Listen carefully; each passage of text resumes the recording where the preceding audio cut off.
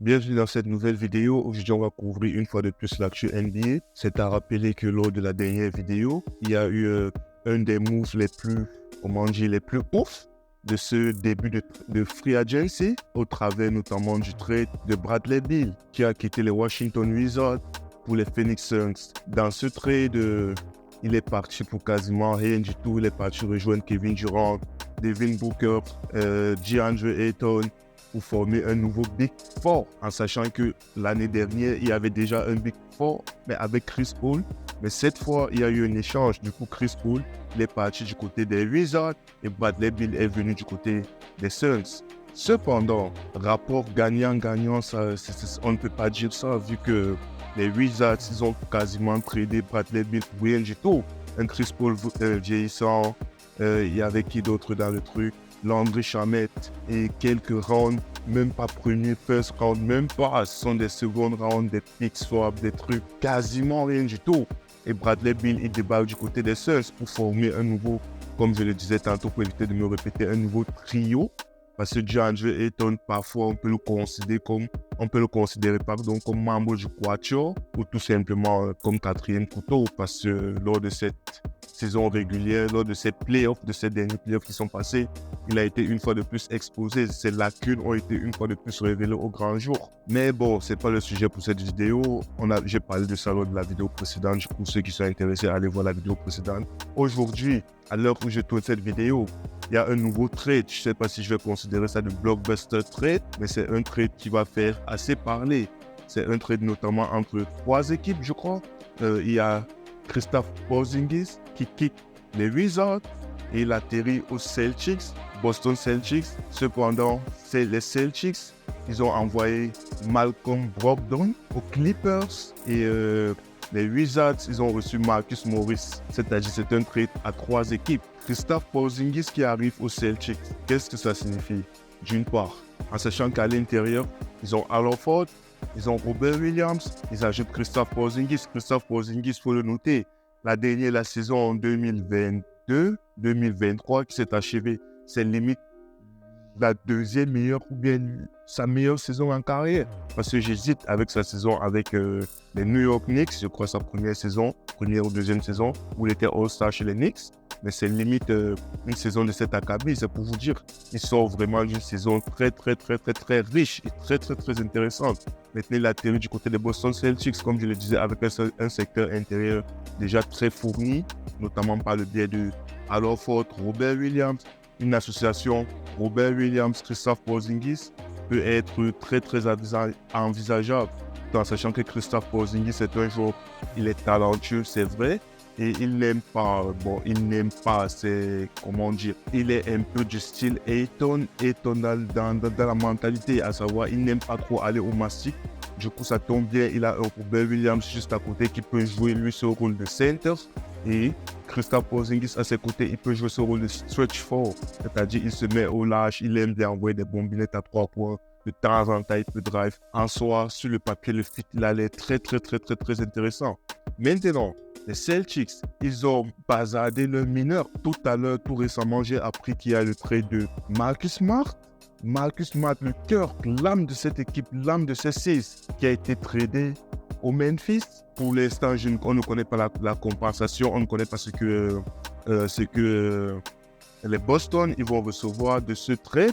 Parce que je ne pense pas que ce trade il fait partie du trade à trois équipes de Porzingis. Je ne pense pas, je crois que c'est un trade à part, si je ne me trompe pas.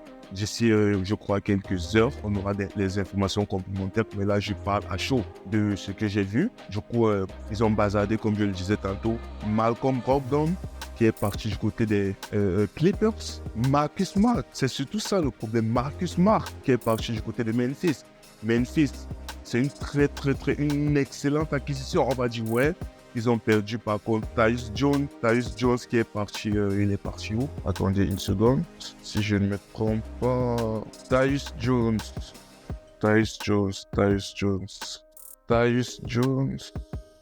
Attendez, Marcus Smart, ah, on dit Les Celtics ont tradé Marcus Smart aux Grizzlies comme une partie du trade de Porzingis. Ah ouais, il fait partie du trade de Porzingis. Du coup, ça devient un trade à 4 équipes, en sachant qu'il y a les Wizards, il y a naturellement les Celtics, il y a les Clippers qui sont engagés. Maintenant, il y a Memphis. Donc, ça fait 4 équipes. Un trade à 4 équipes. Et les Grizzlies ont envoyé leur pick numéro 25 et 24 à Golden State pour Smart. Et les Grizzlies ont envoyé Tyus Jones. Tyus Jones qui a atterri du côté des Wizards avec CP3. Ça, j'ai oublié de l'évoquer. Lors du trade de Bradley Beal, CP3 qui a atterri aux Wizards. Tyus Jones qui a atterri aux Wizards. Ça fait deux mineurs de plus chez les Wizards. 2 mineurs en moins chez les Celtics et Marcus Smart qui a atterri où? Chez les Wizards, je crois. Du coup, c'est compliqué. Cette free agency s'annonce très chaude. En parlant de la free agency, il y a des joueurs qui ont décidé d'entrer dans la free agency, qui ont décliné des offres. Notamment, on a Chris Middleton cette nuit, qui a décliné son offre de combien? 40 millions. Sa player option de 40 millions avec Milwaukee. Il a décidé d'entrer en free agent, de devenir free agent. En plus de ça, il y a Bruce Brown, le nouveau champion, le récent champion NBA avec Denver, qui a décliné lui aussi. Il a décliné sa player option de 6,8 millions. Pour entrer en free agent aussi. Et ensuite, il y a Kyle Kuzma, bien sûr, qui a aussi décliné. Il a décliné sa player option de 13 millions pour devenir free agent. Donc, on a déjà 3 joueurs de calibre, vraiment, ils font partie du top. Je peux dire 3 stars. Superstar, c'est un peu, mais 3 stars encore pour Bruce Brown. Lui, c'est encore un niveau au-dessus. Comment dire? Star, c'est un niveau au-dessus pour lui. Mais sinon, Kyle Kuzma et Chris Middleton, ce sont des stars. Qu'on le veuille ou non, ce sont des stars. Mais en plus de cela, en plus de ces 3-là, on a appris plus tôt, je crois hier ou avant-hier, Draymond Green également qui a décliné une offre de, c'était combien? 100 millions sur 4 ans. Une seconde, je regarde ça vite fait. Draymond Green. Ok. C'est où ça? Ouais, j'ai retrouvé.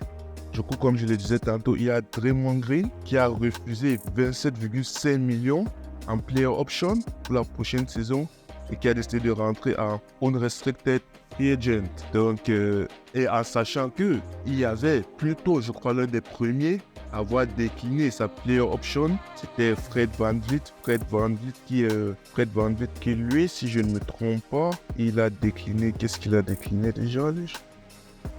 Fred VanVleet, il a décliné 22,8 millions du côté des Raptors pour entrer en unrestricted free agent en juin. C'est-à-dire que ce mois de juillet qui arrive là, il risque d'être fantastique en sachant qu'il y a beaucoup plus de joueurs qui sont entrés déjà en free agent qui n'étaient pas prévus et en sachant que ça ne fait que commencer. En fait, cette vague-là ne fait que commencer. Il suffisait que Bradley Beal il fasse son trade qui a déclenché tout un wagon, tout un mouvement, toute une vague. C'est-à-dire en sachant que du côté des Blazers, Damian Lillard, il a dit il veut gagner maintenant.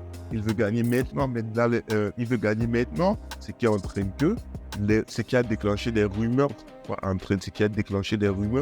du côté des Pelicans avec Zion Williamson. Ils ont hésité, ils réfléchissent s'ils doivent trader Zion Williamson pour le troisième pick des Blazers pour avoir potentiellement Scott Anderson et Zion Williamson qui a atterri du côté des Blazers pour aider Damian Lillard à se rapprocher le plus possible de ses rêves de gagner un titre. Cependant, en plus de cela, si ça ne se fait pas, il y a des rumeurs qui disent comme quoi Damian Lillard pourrait potentiellement quitter les Blazers, potentiellement. Et s'il quitte les Blazers, c'est pour se rendre où? C'est pour se rendre du côté de Miami, du côté du Heat qui cherche grandement une superstar parce qu'on l'a vu lors de ses playoffs. Jimmy Bucket, Jimmy playoff, Jimmy peu importe tout ce qu'il est, ça suffit pas. Ils ont un plafond de verre. Il faut vraiment une superstar accomplie. On aime bien Jimmy, il n'y a pas de souci. C'est un playoff, il performe dans les playoffs de manière exceptionnelle. C'est un joueur de grands moments, c'est vrai. mais à un moment donné, il est un peu trop seul. Il est beaucoup plus un second couteau qu'un premier couteau. Avec lui, en tant que première option, ça a des limites, même si les limites sont un peu plus hautes que d'autres, mais il y a des limites. Du coup, le Heat qui se cherche une superstar pour venir renforcer cet effectif, tout en gardant les piliers, à savoir, Bam Adebayo, Jimmy Butler et surtout Tyler Hero, je crois. Donc, les amis, c'était tout pour moi dans cette vidéo. Au fur et à mesure que les informations sortent, je tournerai d'autres vidéos.